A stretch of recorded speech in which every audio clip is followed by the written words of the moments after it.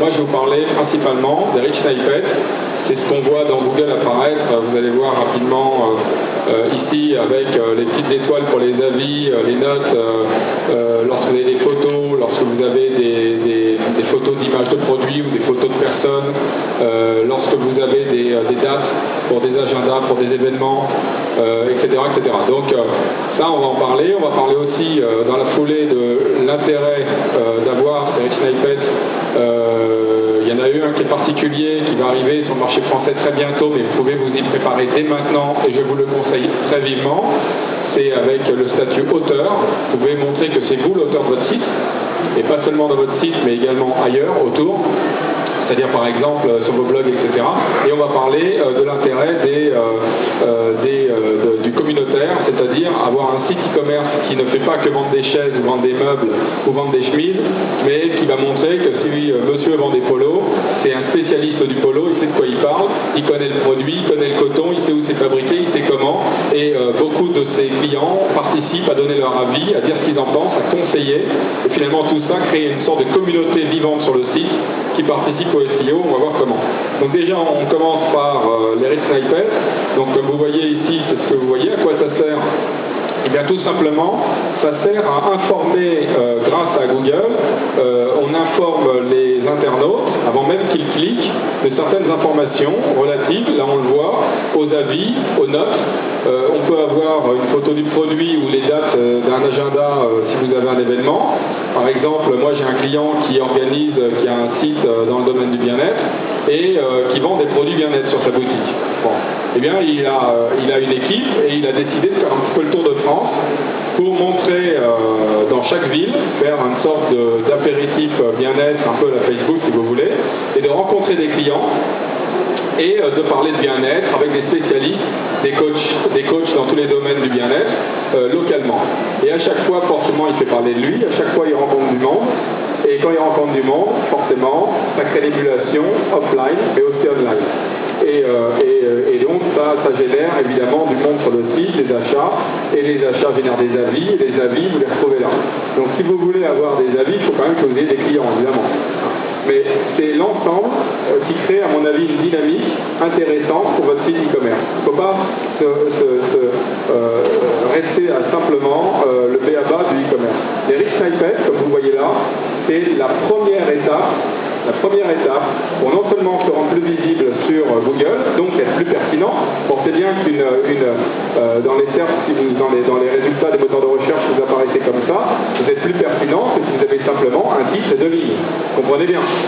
Donc, si vous êtes plus pertinent, est-ce qu'à votre avis, Google, dont l'intérêt est de créer de la pertinence, va-t-il ou pas à terme, petit à petit, par des moyens directs ou indirects, vous positionnez un petit peu mieux, puisque finalement votre site est un petit peu plus pertinent. Donc il y a 3 formats de balisage: les microdonnées, les microformats et RDF1. Il y a 3 techniques pour faire des formats de balisage pour donner des informations sur un produit. Mais celui que je vous conseille, c'est les microdonnées, parce que c'est celui qui a été pris en compte par Google, par Bing et par Yahoo. Les microformats, c'est assez vieux, ça fait longtemps qu'on en parle, mais finalement, ça n'a pas été... Google, les moteurs ont hésité, et finalement, c'est pas celui qui a été pris. Et RDFA est intéressant parce que, d'abord, il est intéressant pour les vidéos, et il est intéressant aussi pour le respect des normes W3C. Vous montrez aux internautes et à Google que vous respectez les normes W3C. World Wide Web Consortium, vous savez, c'est pour les personnes malvoyantes, etc., entre autres. Et ça fait partie des signes de qualité d'un site internet. Mais en tous les cas, celui qui est le plus important parmi ceux-là, et que vous retrouvez sur le site schema.org, c'est les microdonnées, parce que sur une centaine de microdonnées, vous en avez une vingtaine qui est pris en compte par Google automatiquement, à condition que vous l'ayez prévu lorsque vous avez créé votre site, lorsque vous le faites évoluer. Donc ça, c'est à voir avec vos web agency.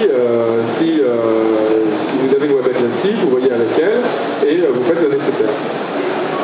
Il y en a une qui est particulière, un rich snippet particulier, c'est le statut auteur, qui est à la base une balise, et finalement Google a simplifié un peu l'utilisation de ce statut. Il n'existe pas vraiment en France, même si on a commencé à voir, il y a des gens, des blogueurs qui ont commencé à voir des apparitions sur Google de ce statut auteur où vous parlez par exemple de décoration maison. comment décorer sa cuisine ou refaire sa cuisine, et vous avez la photo de quelqu'un qui vous explique un peu comment on peut faire, un peu comme si cette personne avait un blog. Sauf que l'auteur peut très bien être l'auteur également d'un site internet qui, en marge de ces produits qu'il vous vend, vous conseille. Et s'il vous conseille, là vous allez pouvoir retrouver dès Google tout de suite la photo de l'auteur qui devient un expert. Imaginez que ce soit vous qui commencez à parler de comment bien décorer sa maison. Il y a votre photo, il y a votre nom. On peut cliquer et se retrouver sur Google+, si vous avez un statut sur Google+. Le statut auteur est assez lié, même très lié avec Google+. C'est-à-dire que l'idée, c'est que, bon, vous connaissez tous Facebook évidemment, Google+, de plus en plus, pour certains d'entre vous. Il y a 100 millions d'utilisateurs grosso modo sur Google+, en 9 mois de temps, pour 900 millions sur Facebook en 6-7 ans bientôt de temps. Donc on peut penser que Google+, quand même s'il est encore loin derrière, commence à avancer petit à petit. Et l'intérêt, c'est qu'aux États-Unis déjà, et bientôt en France, vous pouvez retrouver votre biographie, c'est-à-dire tout ce que vous avez pu écrire sur certains blogs par exemple, sur votre site internet, n'importe où vous soyez, c'est que vous allez écrire un article, vous pouvez terminer votre article ou un commentaire par votre nom et votre mail que Google va reconnaître et va être lié à votre compte Google+. Ce qui fait que, automatiquement, lorsque je vais taper comment marche la machine à laver Trucmuche, parce que vous venez d'acheter ça, ou alors parce qu'elle est tombée en panne, eh bien, vous allez retrouver sur un site qui vend des machines à laver, vous allez retrouver dans Google, avant d'arriver sur le site, une explication de quelqu'un qui est spécialisé, qui a l'air expert dans ces machines, qui va vous expliquer comment vérifier si c'est réparable, etc. Et vous avez la photo, le nom, etc. de la personne. Et vous aurez en plus visible le fait que vous pouvez rejoindre le cercle de cette personne, le nombre de commentaires ou d'articles que cette personne a créés, et petit à petit, vous faites un nom. C'est-à-dire que Google, stratégiquement, finalement, au lieu de donner toujours la parole aux éditeurs, aux sites internet, un peu comme si, au niveau des livres, on donnait la parole à Flammarion, etc., on commence à donner la parole aux auteurs directement. Et c'est quand même les auteurs qui créent la richesse, le contenu. Et donc, imaginons que monsieur au premier rang ici travaille pour moi dans le domaine de la déco, il devient expert dans la déco, et il crée des centaines et des milliers de pages dans la déco sur mon site, sur lequel je vends tout un tas de produits. Il devient auteur, spécialiste, expert. Grâce à lui, je génère évidemment plus de contenu et souvent réactualisé, mon site est mieux référencé, j'ai plus de monde. Mais le jour où ce monsieur me quitte pour aller travailler chez ma concurrente, c'est à cette concurrence qu'on peut penser probablement plus tard que la notoriété, l'expertise de mon auteur va petit à petit se transférer. Donc c'est une balise qui est relativement, à mon avis, stratégique, qui n'a pas d'impact tout de suite aujourd'hui en France, qui va en avoir. Il ne faut pas attendre qu'il y ait un certain nombre d'auteurs dans vos domaines d'activité, qui est le leadership dans vos domaines d'activité, pour vous-même développer ce type de notoriété, votre notoriété personnelle, qui aidera la notoriété de votre site. Et vous savez tous que pour le SEO, le référencement naturel, il faut du contenu bien sûr, il faut que ce soit souvent réactualisé, il faut de la notoriété. La notoriété vient de la qualité des backlinks entre autres, et principalement même, et là, eh bien, vous allez y aider considérablement, petit à petit. Enfin, je passe rapidement sur les exemples de ce qu'on peut voir dans une page à gauche, là, en tant qu'auteur, et ce que ça peut donner sur Google+, par exemple. Moi, ce que je voudrais vous dire pour la troisième dernière partie de cette petite presse, c'est qu'aujourd'hui, il faut que vous vous différenciez évidemment toujours de vos concurrents. C'est de plus en plus dur sur Internet, il y a un marché quand même loin d'être saturé en France, mais quand même de plus en plus concurrentiel. Les rich snippets sur vos produits, c'est essentiel. Commencez à faire un petit peu de social media et de faire parler de votre site va aider au référencement, entre autres avec le rich snippet auteur sur les pages produits qui accompagnent vos produits.